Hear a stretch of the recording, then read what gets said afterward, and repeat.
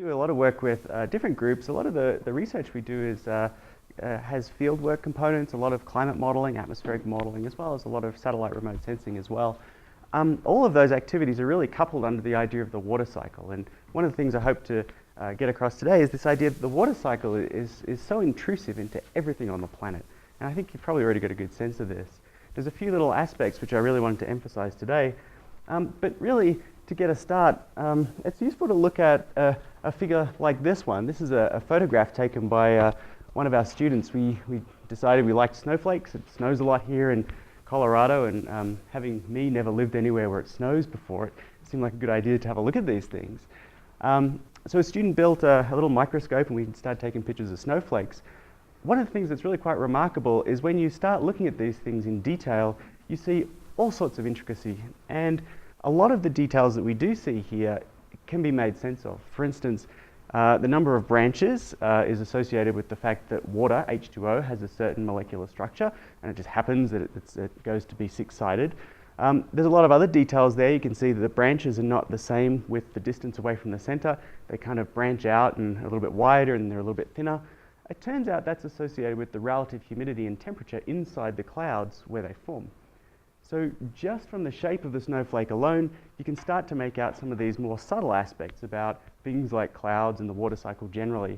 One of the things I put on there as a note to myself is one of the key things with water is that it changes from liquid to solid to gas, and energy is required to go from one to the other, or alternatively, if you go back the other way, you get the energy back out. So intuitively, we kind of know this in that if you have a saucepan of water and you stick it on the stove, eventually it boils and all the water vanishes. And what's really happened there is we've put energy into the water and it's turned into a gas, turned into steam. And so if you go the other way, if you take perfectly good water vapor, you go back into liquid, energy is released. So this is why you shouldn't put your hand above a saucepan, because it condenses on your hand and you get this incredible burn. Actually, the scalding burns are really very bad.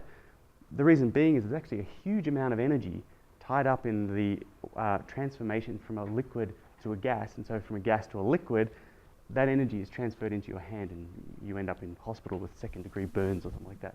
So that idea that we go from phase changes between liquid, vapor, and gas is going to be kind of a theme that we come back to a number of times. And I'm going to try and convince you this is why we have weather, that water is actually responsible for most things on the planet. And again, that as we start to look in more detail, here's a nice example of a snowflake. There's a lot of intricacy that we can use to understand all sorts of things about the planet. So I did want to show this picture here. This is one that was on the background of the title slide. What we're actually looking here is the hydrologic cycle, in some ways. It's an optical effect. Hopefully you guys can see that there in LA as well. We see a halo, that's the sun in the center, and we see these two little features off to the left and the right. These are sundogs, and you can sort of make out there's this sort of horizontal ring. Actually, it goes all the way around. These are optical features associated with ice crystals in the atmosphere. These are tiny little ice crystals. So here we are at Summit Camp in Greenland. This is a photo I took last year, about this time last year. And so the hydrologic cycle is active everywhere. We might ask, here we are in Greenland. There's ice crystals in the air. Greenland's a big pile of snow. Where did this snow come from? How did this water get into ice crystals, and how did it get to Greenland? So one of the key themes in what I'm going to talk about is this idea of water moving around the planet. So we can ask some very simple questions. Perhaps here in Colorado or California, we might ask, where does the precipitation come from? Precipitation is important for our local water resources and other things, but where does it come from? And that's going to give rise very quickly to another question. What makes water move around in the atmosphere as water vapor and clouds for the most part? Why is it moving around in the atmosphere?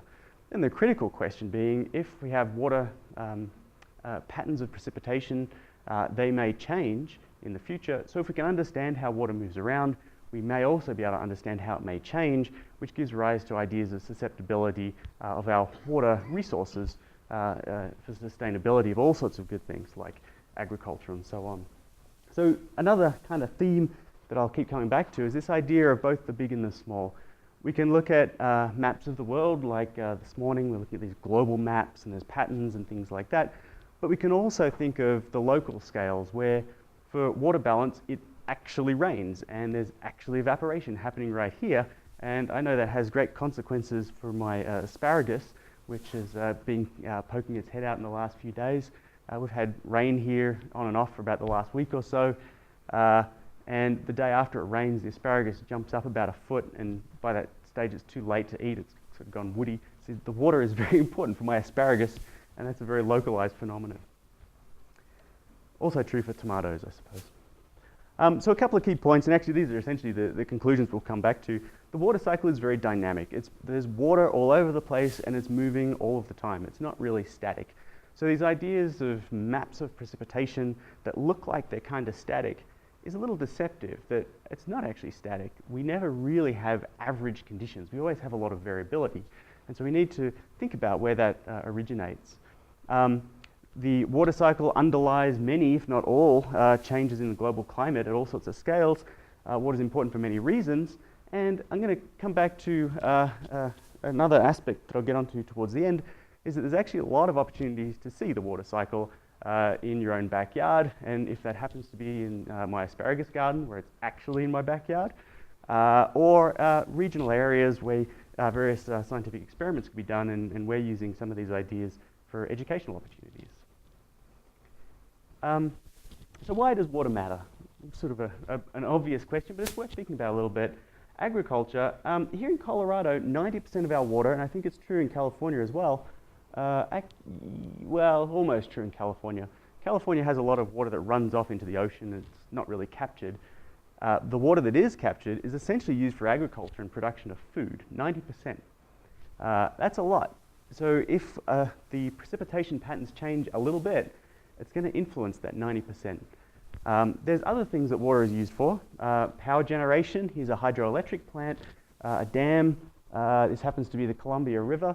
And a dam here used for hydroelectric generation, but power generation by coal-burning power plants also requires steam to force the turbines.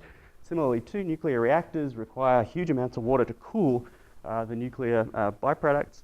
So water is a critical aspect of power generation, as well as some of other things. Here's my rendition of the importance of water for drinking water. This is true for people and other things. And in particular, ecosystems as well use water. And let's not forget recreation. Water is important for recreation. Here's a few people windsurfing. They wouldn't be able to do this without water. And they would, without recreation, they would go vaguely crazy or something like that. So water is important for recreation. There's a few other things. I think they're sort of the obvious ones in terms of water resources, but there's a few others I'd like to emphasize today. That is that water is other things to the climate system. First of all, it is the ocean. It's a big chunk of water, so we have to think about what the ocean does. It's really part of the hydrologic cycle in some ways. Another little twist is that water is actually the most abundant greenhouse gas, and it actually is the strongest greenhouse agent in our atmosphere. We can't control water, we can control CO2, so CO2 gets a lot of the press, but water is actually the most important part of our greenhouse effect. The other thing water does for us is heats the atmosphere, just like the steam condensing on our hand heats up our hand and makes our hand move out of the way of the steam. The condensation in the atmosphere, clouds, heat the atmosphere and make the atmosphere move. So those collection of things combined, the role of water in the global radiation balance, as well as the role of water in heating the atmosphere, become critical for thinking about climate and climate change. So let's have a look at the water cycle. Here's the classic static view that I'm going to try and dissuade you from having imprinted on your mind too much. This is sort of the classic idea of the hydrologic cycle, where there's water evaporating from the ocean. It's a big chunk of water, so we can heat it up and we get evaporation. It goes up into the atmosphere. Sometimes we have clouds condensing as an air mass cools, just as we have our hand in the steam. Our hand is colder than the steam, so we get condensation. The atmosphere can cool the air and we get precipitation. Some of that precipitation might fall on the land, in particular if it falls on my asparagus plants, I'm delighted. It may also fall on the mountains, and that becomes important, particularly both in California and Colorado, that the primary water resource in both of our states is actually snowpack. that we get most of our water from snowmelt. We, meaning California as well, but in the Sierras, the huge snowpack essentially fuels the agricultural areas of Owens Valley, or not Owens Valley, what's the valley in the? Central Valley. That's a huge big food production area for the nation, and it's essentially snowpack. Here in Colorado, we essentially have the same thing, that it's snowpack, and this week the storm that you guys are getting out in Los Angeles, we're anxiously waiting for this because it's going to provide lots of snow to give us enough water to get through summer, essentially. We're lacking snow for our water resources, and that would be bad if we didn't get snow. Over the land, the hydrologic cycle gets a little bit more complicated. We have things like lakes, rivers, soil, trees, grass, corn, irrigation, where ecosystems, the vegetation requires water to function, but it also helps get water from the land surface to the atmosphere. Plants' role in life, I guess I'm a physicist or a mathematician or something by training, so I have a strange view of plants. I like to think of them as solar-powered water pumps. Their purpose in the world is to pump water from soil and give it back to the atmosphere, and they do this through solar energy. A biologist would say, no, that's not right. Water is required to generate the photosynthesis reaction that allows plants to function, and that's fine too. But it's not nearly as humorous. So water is required for photosynthesis, and it turns out that the number of molecules you get as photosynthesis translates into a number of molecules of water, transpiration. So there's actually a very close connection between those two.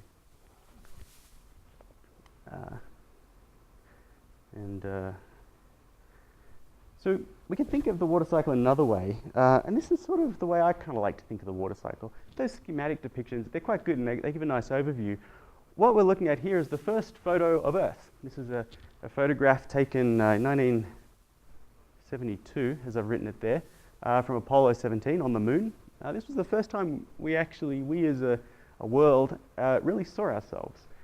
When we see this, we see all sorts of things. What I see the hydrologic cycle, very active.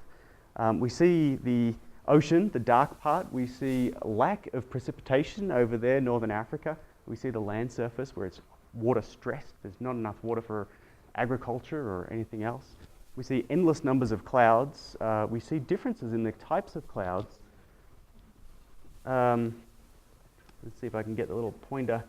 If you guys can see this, we can see the types of clouds we have here in the tropics are really quite different to the types of clouds we have down here in the mid-latitudes. This is about 40 or 50 degrees south in the southern hemisphere, sort of comparable to 40 degrees north here in Boulder, and I guess 37-ish degrees north in Los Angeles. So there's something different about the atmosphere. It's behaving differently in the tropics. Where is my little pointer gone? Differently in the tropics, these sorts of clouds, and differently in the mid-latitudes. Another of my favorite parts of the hydrologic cycle can be seen vaguely down the bottom here. Oops, down the bottom there. That's Antarctica. It's a huge big chunk of water. It's a big pile of ice that's about 4 kilometers thick. It's a continent about the size of the US. That's a lot of water. If all of Antarctica were to melt and pour into the ocean, sea level would rise by about 100 meters. That's a lot of water. So when we think about maps like this or photographs like this, it starts to give us the idea that something dynamic is happening. We're seeing clouds for the most part here in the white blobs, and these are moving around. This is telling us that water is moving around in the atmosphere. So we'll come back and look at that in various ways. It's nice to also think about how much water we actually have. This is a nice depiction of how much water we have. We see two figures here. The one on the left shows us how much water we have on the planet relative to the size of the planet. If you suck all of the water off the ice sheets and out of the ocean, you make a giant ball of this thing. That's how big it is. It's a ball about the diameter of Texas, something like that. That's a fair bit of water. We can compare that on the right to how much atmosphere we have.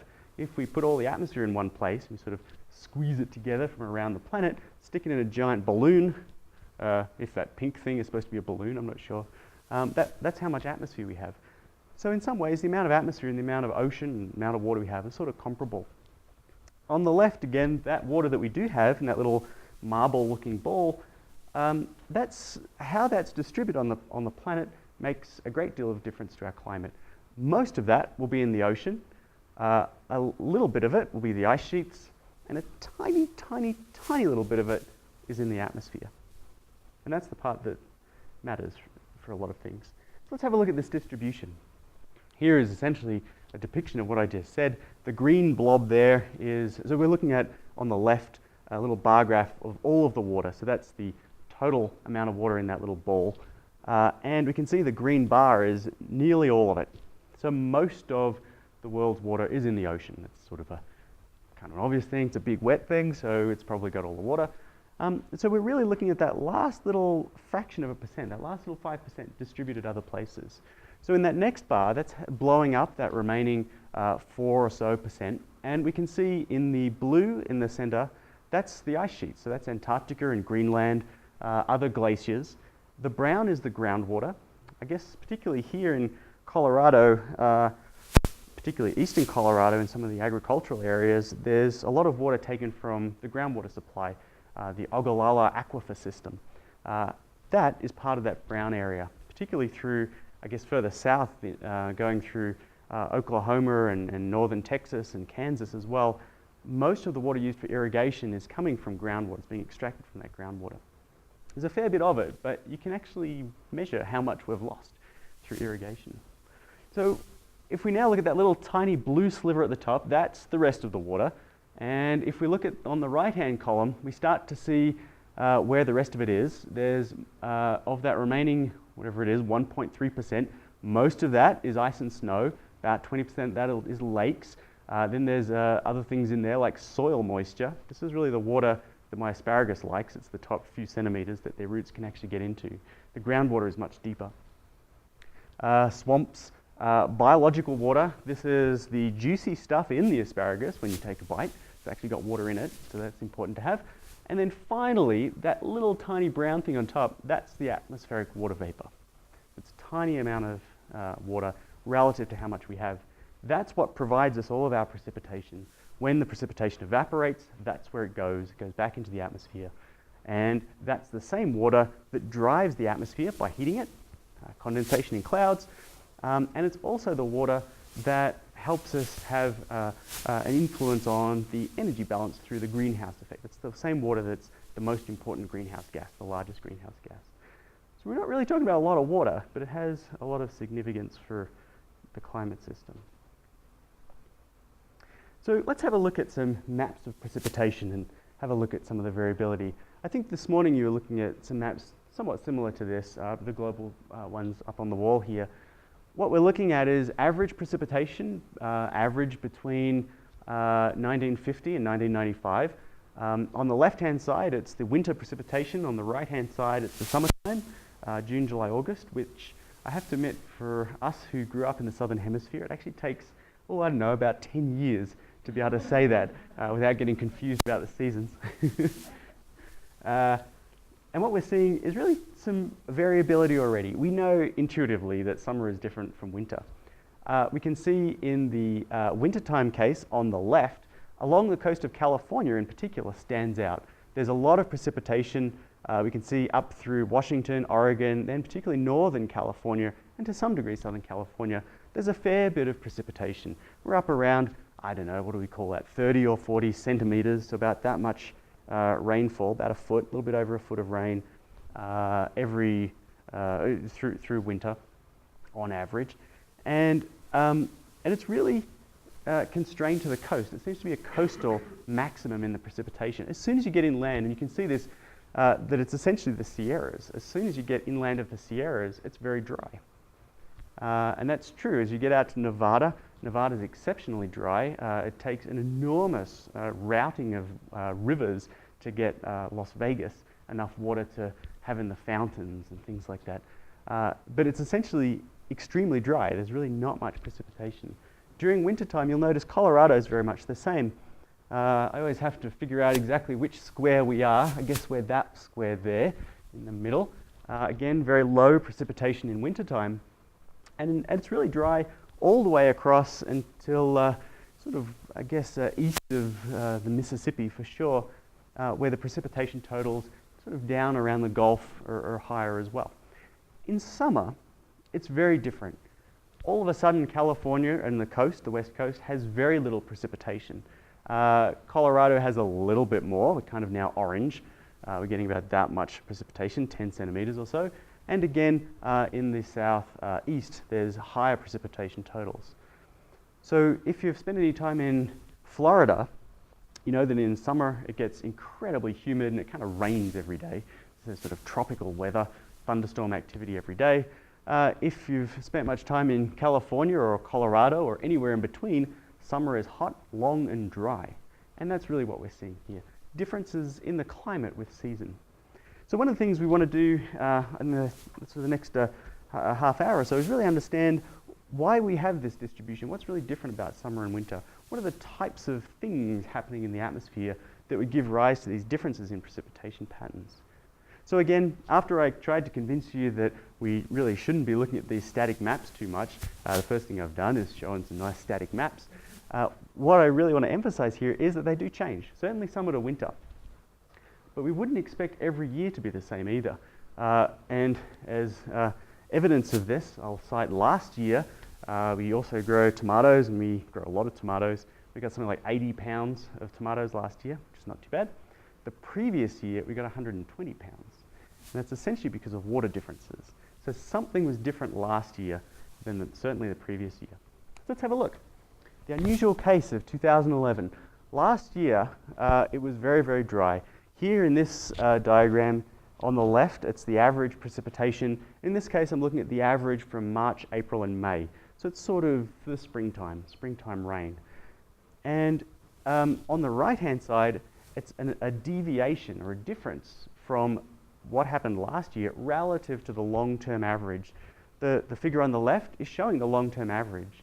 So during springtime, we see some common features. Seattle's getting rained on, like Seattle always gets rained on. California gets a little bit of rain. Colorado more or less gets not much rain. And then in the east, there's lots of rain, particularly down towards Florida. However, last year, we see on the right-hand side that particularly through Texas, New Mexico, Arizona, and Southern California, where it's yellow and orange, the amount of precipitation was distinctively less. So this is a drought, and actually last year was known to be a particularly severe drought. The units that are plotted on this diagram, oops, where's the little thing? There it is. They're actually not in millimeters or centimeters. The panel on the left is showing numbers of centimeters of precipitation. On the right, it's showing the abnormality, if you like, and it's plotted in terms of standard deviations. If we think of statistics, we can think of, on the bottom right here, a normal distribution, and with 2 standard deviations away from the mean, there's only 2.5% of a chance that we would exceed that, just by random chance. And what we're looking at is the number of standard deviations. So what that's telling us here is if we're minus 2, that's showing there's only that only 2.5% of years, all years, would have less rainfall than that. And sure enough, the 2 is kind of orange, but through Texas, it's kind of down into the, almost headed towards the red. So it's actually very, very unusual. It's about a 1 in 100 type of drought event. And it was really quite widespread. Last year, there were enormous fires through Arizona, New Mexico, and parts of Texas, and very low water availability as part of that. And of course, there are winners and losers in everything. And while Texas and sort of the southern US was quite dry, the northwest and the northeast was actually quite the opposite. It was having floods. It was getting conditions that were about 1 in 100 chance above normal. So these are really high storm events, essentially. There's flooding of rivers, towns were ruined or at least inundated with lots of water, a lot of rivers broke their banks and things like that.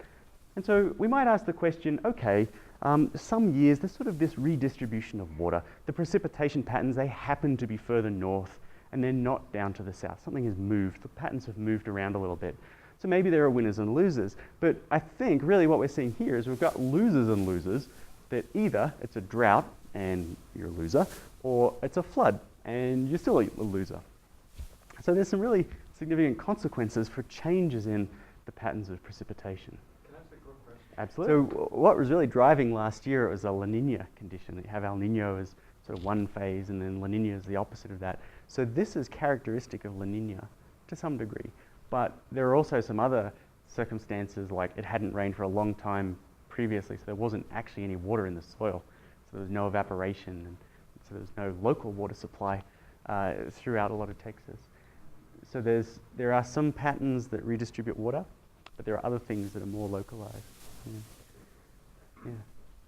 Yeah, and certainly shout out questions. And I don't know if you guys in LA, if you want to, I'm not sure how you shout at me, I suppose. Okay, sure. So let's move away from Colorado for a little bit, and we'll come back towards the end. Let's have a look at the global view, and again, we'll take the same sort of approach. Here we're looking at some maps of precipitation, again, winter on the left and summer on the right. Since we're now looking at global patterns, we have to remember that we're looking at northern hemisphere winter on the left, and northern hemisphere summer on the right. And what we're looking at here is a map very similar to the one you saw this morning, although I think my color schemes are a little bit different. We're seeing the amount of precipitation that's occurring in each of these seasons, and there's a few features that I'd like you to see here. The first is if you look along the equator, nearly everywhere along the equator, there's a lot of rain. So this is a region of the atmosphere that's notorious for raining pretty much all the time. Giant thunderstorms in the tropics. If you've ever traveled to Australia, flown across, it's usually the middle of the night, usually exhausted and already getting jet lag by the time you've left LAX, headed towards Sydney. Middle of the night, you find yourself woken up with these giant thunderstorms. And the captain says, please put on your seatbelt. So I can attest that there is rain in the middle of the Pacific nearly all the time. A couple of other features to look at.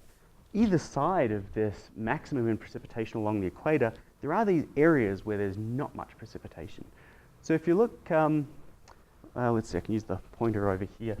So you can see one area, the northern hemisphere summertime, this giant area here. There's very little precipitation. Notice importantly, it includes California along the coast. We can look around the planet and we see something similar in the southern hemisphere and southern hemisphere summer, this giant area where there's very little precipitation. In the northern hemisphere, there's a little bit there, and the southern hemisphere in the other season, again there. Australia also fits this idea that in where I grew up down there. Also, it's in the middle of this very dry zone, so Australia's agriculture and climate is very similar to California, actually, in a lot of ways. So these areas, these are the same places where pirates and other seafaring people would get stuck in the doldrums. These places have very low wind speed. If you find yourself in a sailing ship, try not to be in these areas or you'll be there for a very long time. So these are the doldrum areas. They have other names, the subtropical regions. These are places where you often would take vacations because it's sunny every day. The climate is nice and warm. Hawaii is included in that. Then a third characteristic is, where's the little pointer gone? There he is. In the mid-latitudes, particularly over the oceans, again we see these areas of a lot of precipitation in these mid-latitude areas. So again, something has changed. So this going back to this picture we looked at from the moon, the photo of the moon, that we saw something different in the tropics. And here we see something different in the tropics. We saw something different in the mid-latitudes, different cloud structures. And again, we're now seeing the precipitation is high in these two areas. Where there's clouds, different sorts of clouds, there's a lot of precipitation. The final thing I want to note on this distribution is that in the summer seasons, there's very strong monsoonal conditions. This occurs in North America a little bit, that during the northern hemisphere summer, you see this little tiny bump here, which might be the North American monsoon. It influences Arizona in particular, a little bit to southern California, Colorado a little bit.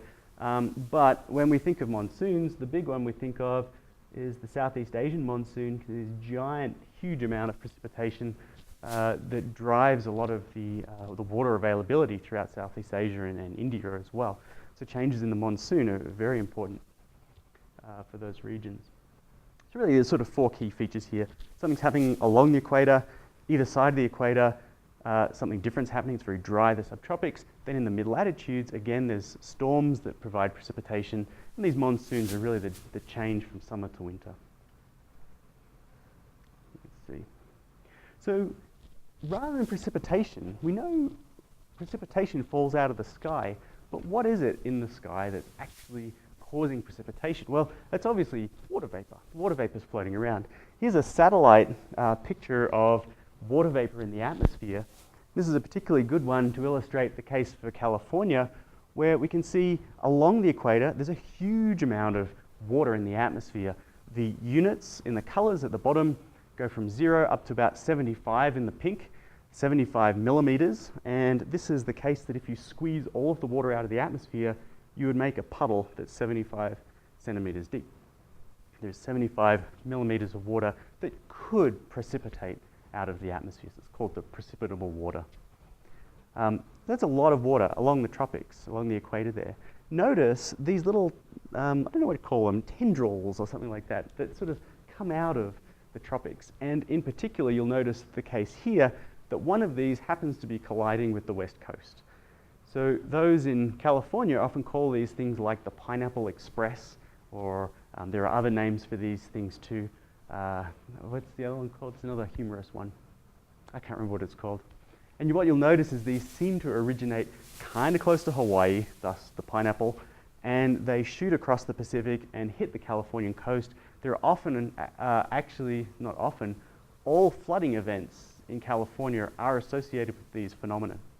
Not all of these are associated with flooding events, but all floods. This is sort of the classic Californian mudslides and things like that. There's 1 or 2 days a year where it rains in Los Angeles and all the roads get slippery. It's always one of these. So I wanted to show a little movie because, again, this is a particular day, but we can look at multiple days. So what we're looking at here is, in the light a little bit, that's not too bad. We see these same sorts of phenomena where we see the tropics. It's a little bit hard to make out the geography here. South America is here, North America is up there, Australia is down here somewhere, and the lighter colours, the greys, the light greys, are the high water vapour, and the dark colour is low water vapour. So what we see is this kind of lava land. This is water dynamically moving around the planet. You can see these little tendrils coming out. See that little white spot there? It's a hurricane. You can see a couple of them. I have to confess, this is actually a climate model simulation. This is not actually reality. Our satellite coverage is not this good. But it looks very much like you'd expect the real world to look like characteristically. So these, you can see that in the mid-latitudes, these tendrils are associated with weather events. These are like the storm that's coming through California and Colorado as we speak. These are the type of tendrils that are associated with weather events. In the tropics, notice everything's kind of drifting from the east towards the west. Then as you get into mid-latitudes, everything's drifting from the west towards the east. Sailors knew about this, drifting from east to west. This is the trade winds, that if you have to get your goods from Europe to America, you would want to sit in these winds and sail across to get to North America. So you could do a lot of trade if you had good reliable winds. If you got stuck in the doldrums, you're not going to be able to get anywhere to sell anything. And eventually you're going to need to head back towards Europe to supply new staples or whatever they're loading up with. Sort of heading back in the west towards the mid-latitudes in those beautiful circulations. So I think one of the things I like about these maps is that this really moves us away from thinking about the static idea of the hydrologic cycle. The hydrologic cycle is very dynamic.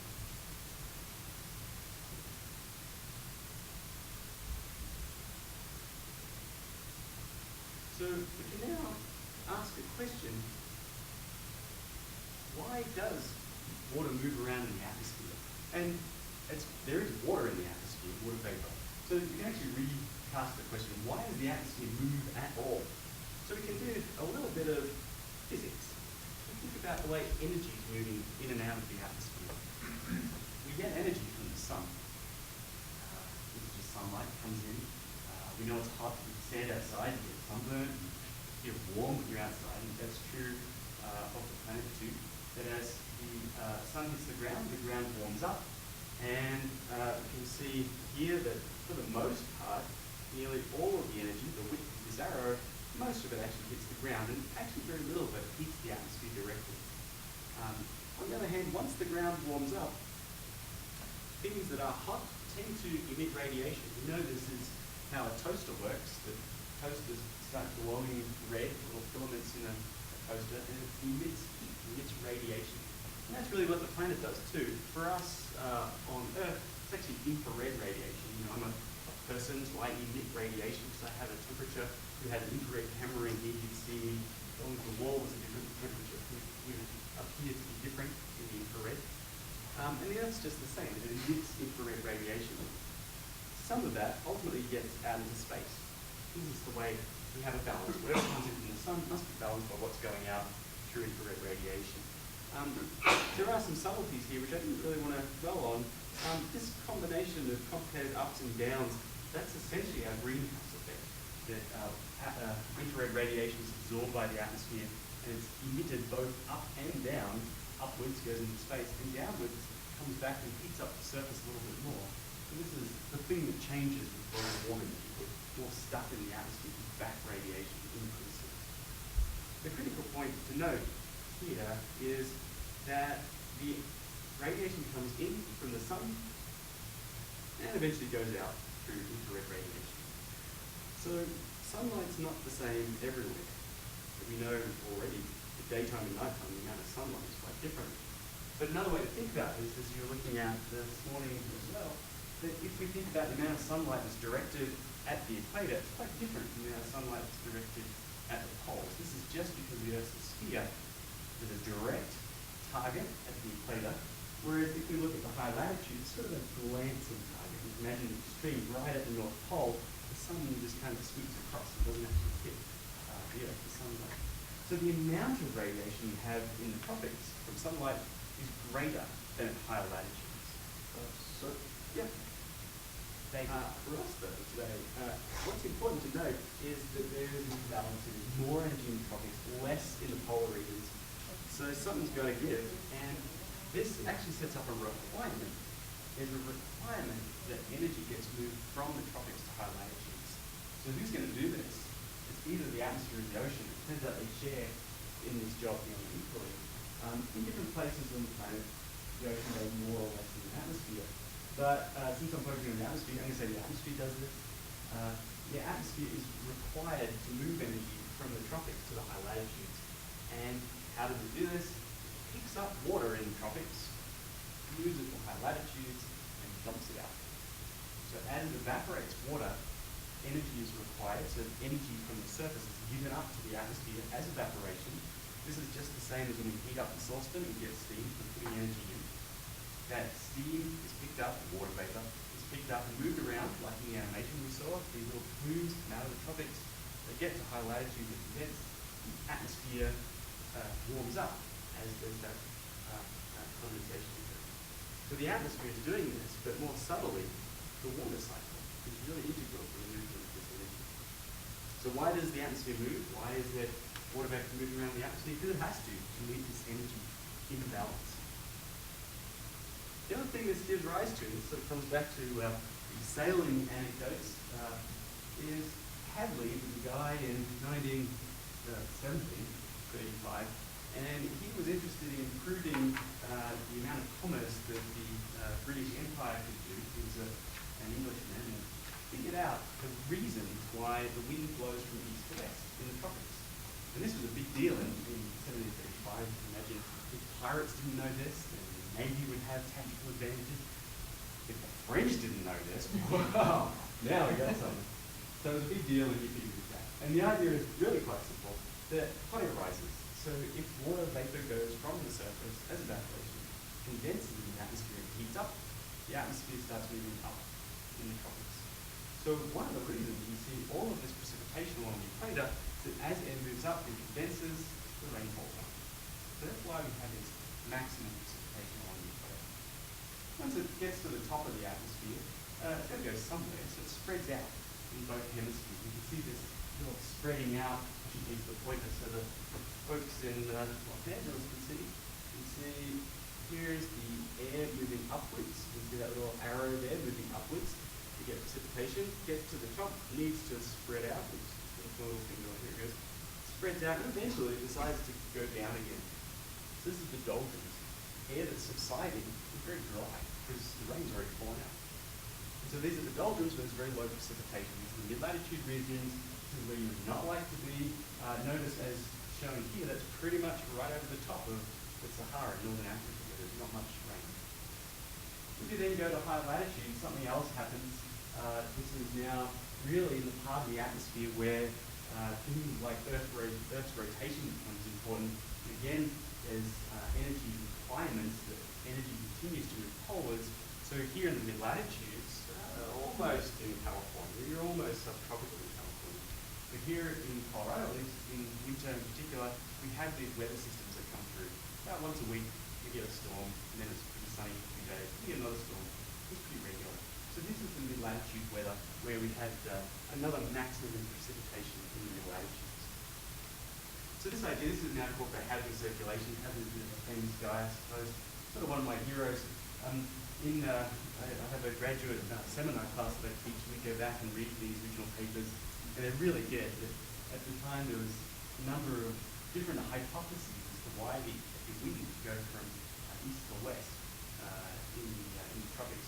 One of the hypotheses that Hadley debunked was this idea that every day there'd be a huge number of algae blooms in the ocean.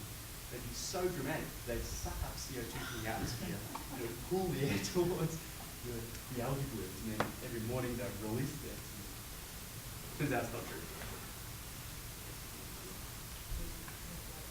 Oh, thanks. Water. So what does the tropics actually look like? Here's a thunderstorm. Here's one in the tropics. They're big, they're giant. This one, you can see rain pouring out of the bottom of it. This big, oops, here's the little thing, there it is. There's the big pile of rain.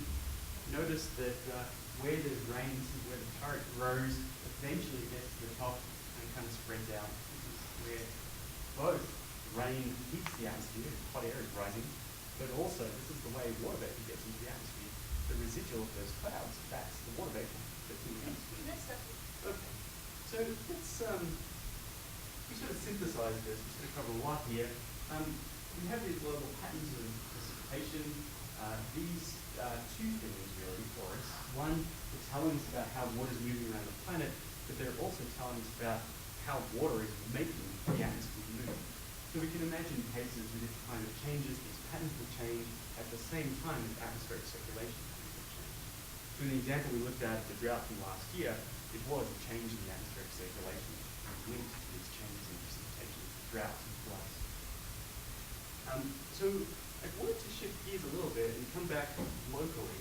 And I'm going to try and help out poor Jesse here. Jesse is one of my grad students.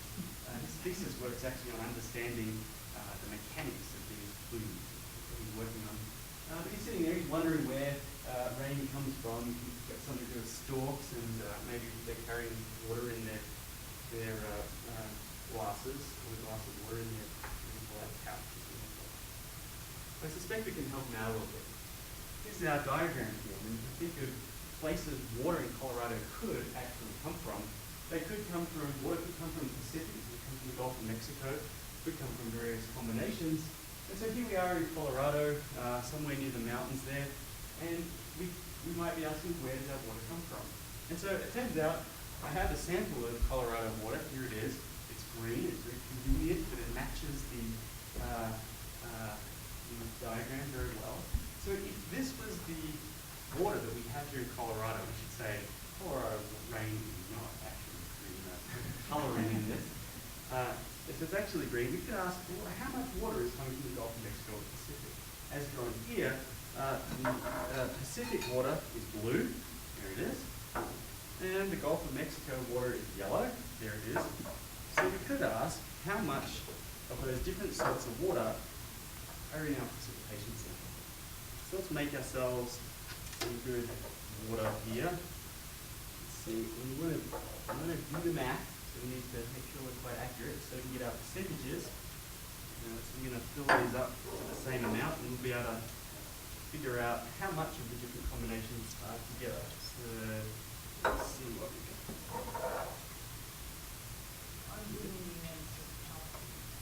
Okay. I guess you guys, can you confirm that the Pacific is actually blue? Yeah. Pretty close. Close enough. Let's see. So I'm going to put 300 milliliters, which is a little bit much. Close. I'm going to put a little bit over 300 milliliters in each one.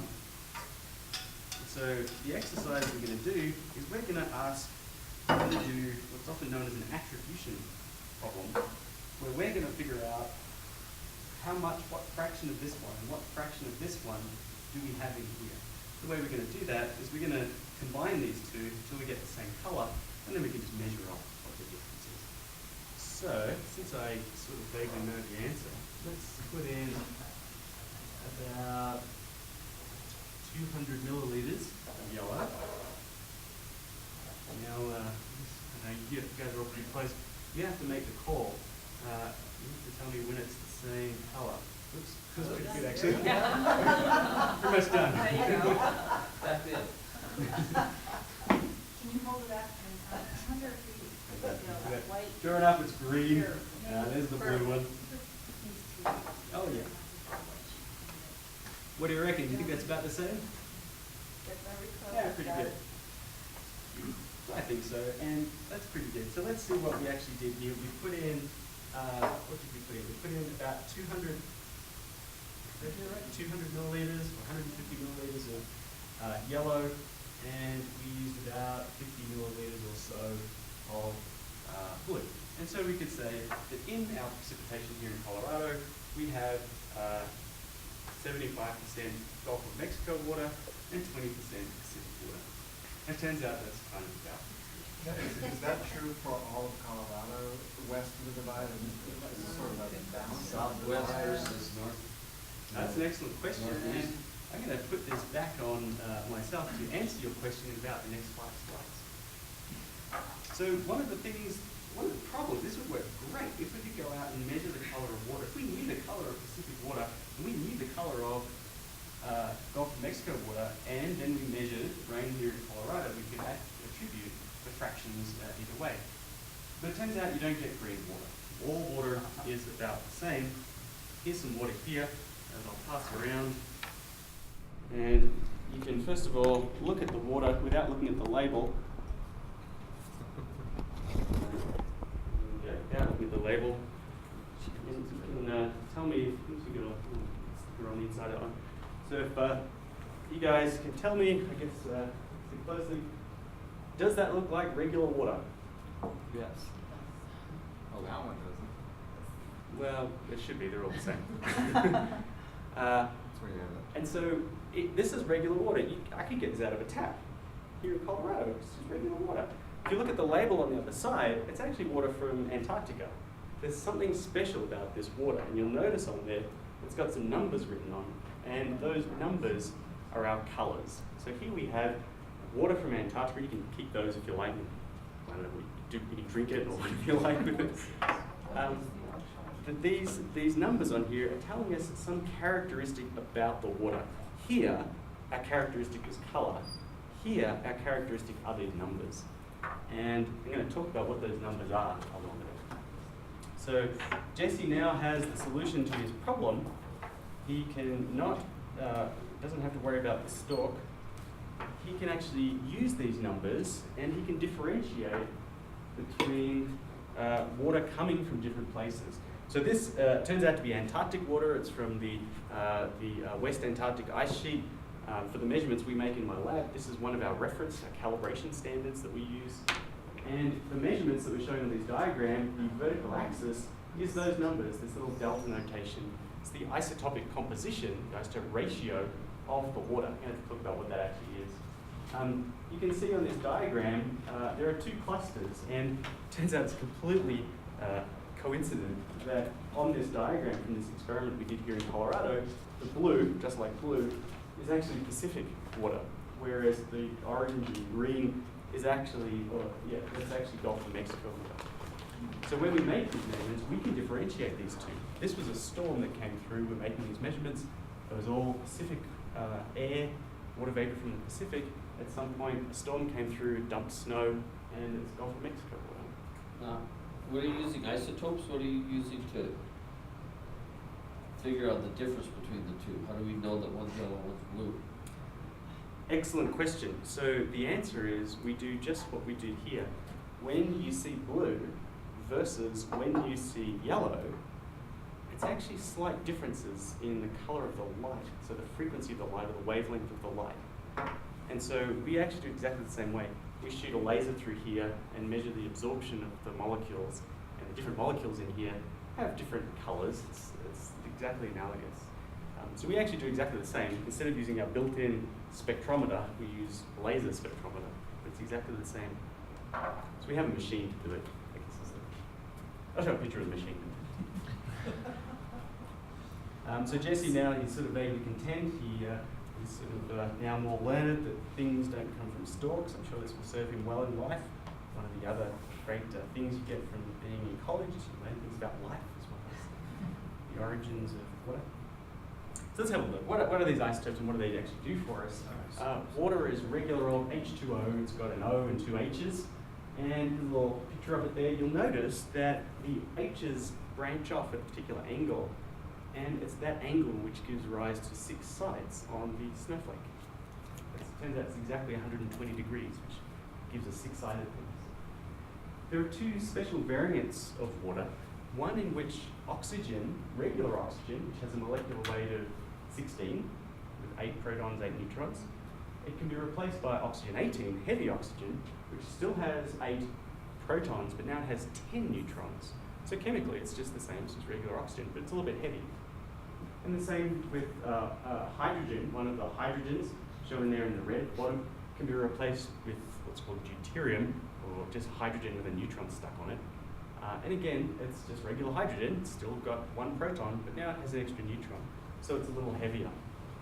These numbers on here describe the heaviness. Yeah, that's good. So, thank you. And it turns out negative numbers are the absence of heavy things. The ocean is defined as 0. The absence of the heavy isotopes there gives you negative numbers on the scale. So then different regions have different percents of Exactly. these isotopes for Yep. some reason? Yes. I can't remember what's on the next slide. That's why I hesitate. Yeah, I guess just a little more isotopes. So these things are sort of hard to gauge until you turn into real numbers.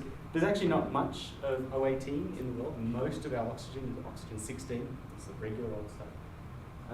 And similarly, there's actually not much deuterium. Most of it's all regular old hydrogen. But it actually sort of comes around if you start thinking about the weight of a kilogram or the weight of a liter of this. A liter of regular water is 1 kilogram by definition. If we have a liter of water with the normal abundance, just what you'd find in the ocean of oxygen 18, would weigh 1/2000th more. Sorry. I guess it was it would weigh 1,000ths more. It's a little bit heavier. And the hydrogen is even smaller. Again, it's only a tiny, tiny little bit of this stuff in the ocean.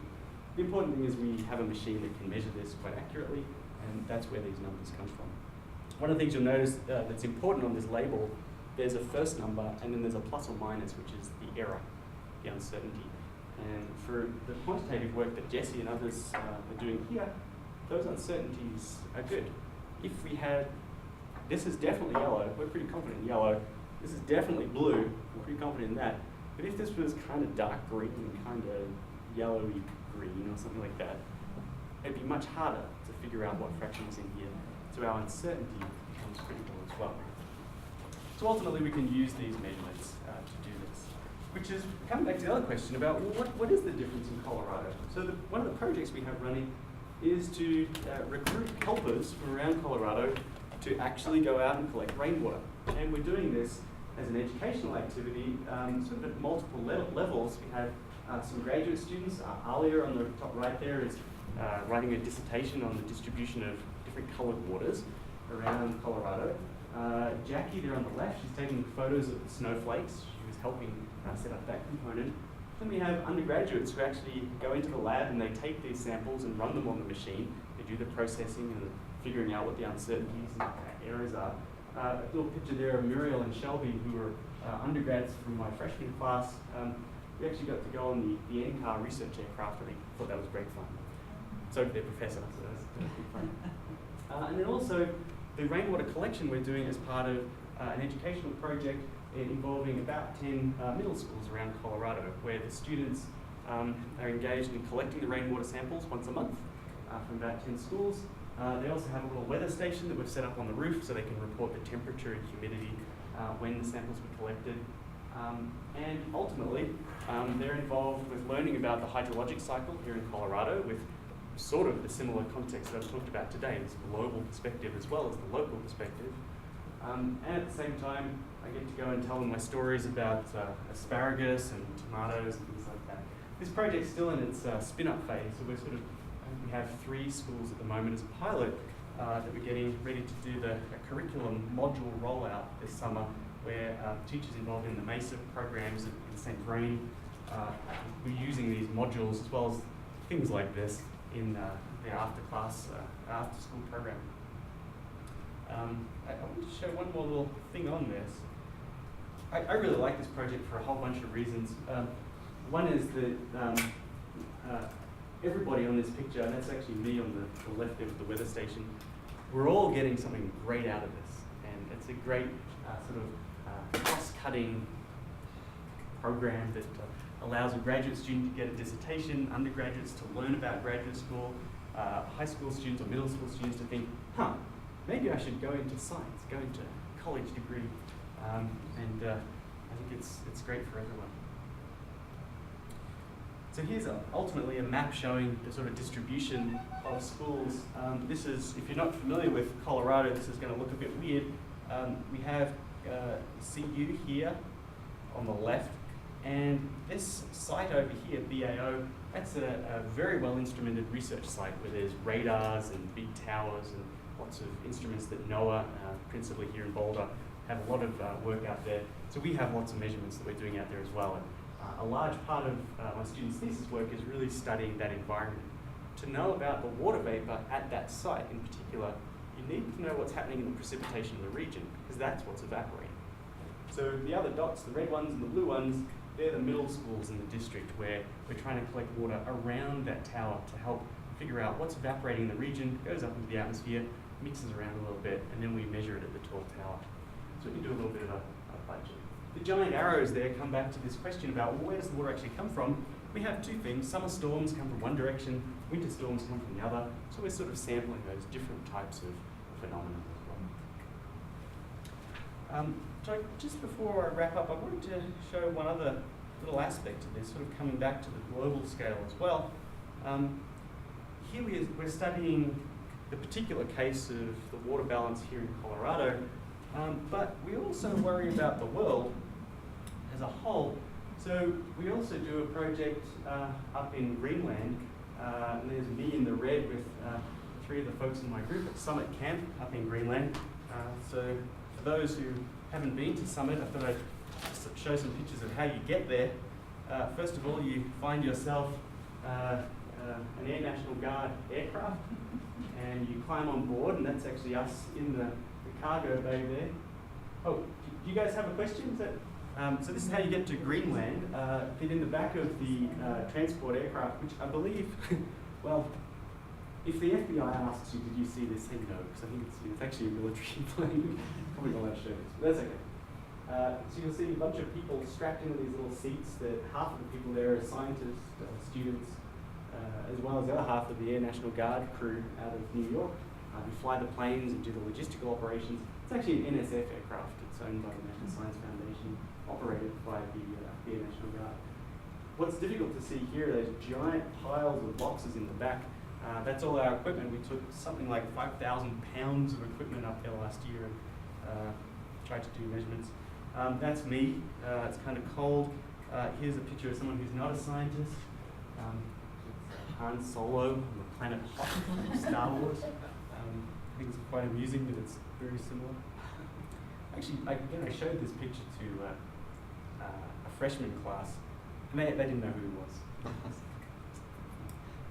That tells us something. So this is what Summit Camp looks like. It's kind of a big flat white thing. There's a few buildings there. It's a permanent installation. It's a big flat white thing, I guess, going along with the theme of Han Solo. You can imagine what this might be. planet Hoth as Darth Vader comes to attack. So what were we actually doing there? Well, we were looking at the water cycle. So what we're looking at here, this is a snow pit, again that's me, down to about 1.5 meters, 2 meters or something like that. And what we've done is we've scraped away the snow a little bit, and you see all this layering. What this is individual snowstorm events. Or after the snowstorm event, the wind scouring causes evaporation of the snow, and it changes the snow crystals a little bit. And so you can actually see the weather, the history of the weather in Greenland. And what you'll notice on this diagram too, this figure, this we call it photo, there's this little carved channel out here where we took samples. And you have the Antarctic water there, which is one of the ones we use for calibrating the measurements of the isotopic composition of the snow. And again, we're doing the same thing. How much snow is coming from the Pacific versus the Arctic Ocean versus evaporated off the North American continent? How does the water cycle change in Greenland? So how do we actually do these measurements? First of all, you get yourself a drill. There's drill, and you take out sections of an ice core here. It's a little, it's about 3 inches diameter, and they come out as 1 meter sections. You get them, you chop them up, and then you stick them in our machine that does the measurements. This is it's a spectrometer where it's sort of hard to see here. There's a little blue thing there, a little blue tray where the samples actually go in, and ultimately the measurements are made. And then with those measurements, you can then look at the data. Here's a time series of the isotopic composition. So this is actually a really rudimentary measurement in some ways. You go collect snow and you chop it up and you measure it. That's kind of all there is. So let's have a look at this record in some detail. Here it is again, it's the same one. This is actually a famous one. This is from a very deep ice core that was drilled at the same site about 20 years ago now, I guess. And what we're seeing is on the axis, it's in the same units of these isotopes. It's the same isotopic composition. This is actually shown here as the O18, and so we can compare it to what we have. Antarctica was -29 for our reference, and here in Greenland it's about, it should actually be it's about -34 in these units per mil. That funny little percent looking thing. And so in terms of thinking about where the water's coming from, we can actually think about these ups and downs as giving us clues as to how the water cycle is shifting. What fraction is coming from one place versus what fraction is coming from another. In terms of what we're looking at here in the history, we're starting on the left at today, and we're going backwards in time to 20,000 years ago, during the time of the last ice age, the last glacial period. So when the planet is glaciated, as in an ice age, we see the isotopes are quite different, which is telling us, as we have on the right here, that where the water is coming from has changed.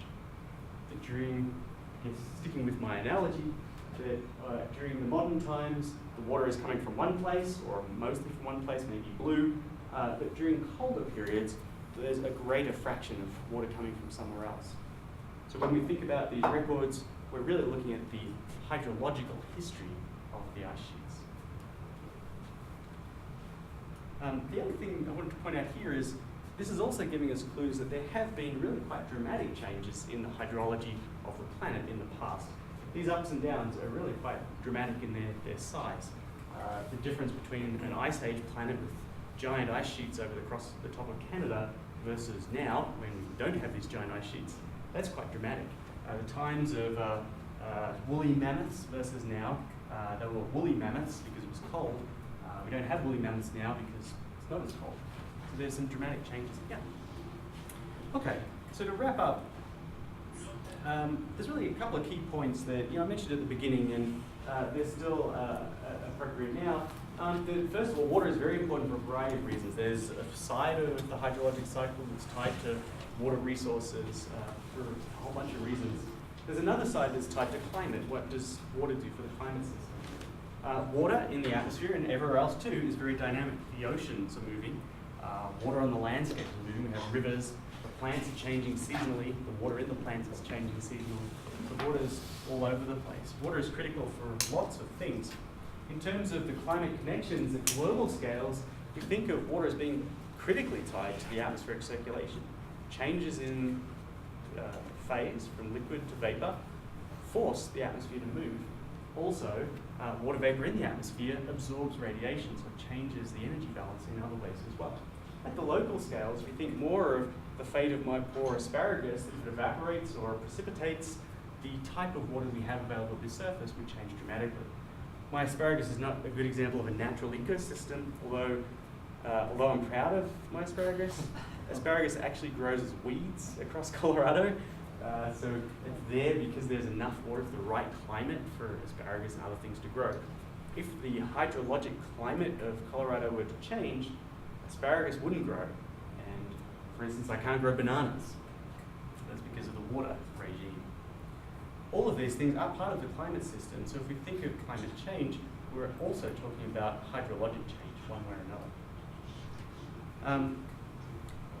Sort of coming back to this idea, there are many good backyard science opportunities for education at all levels. I think that's really the key, one of the keys here. Although there's the water cycles everywhere, there are a lot of good local examples where things can relate to the global context. And personally, I find all of these fun. I think my backyard now extends out from Hawaii to Greenland, and we're trying to get to South Pole next year. So I'm not sure what size my backyard is, but it's all good fun learning about the hydrologic cycle. I'll stop there. Great. Well, let's first of all thank David for a really interesting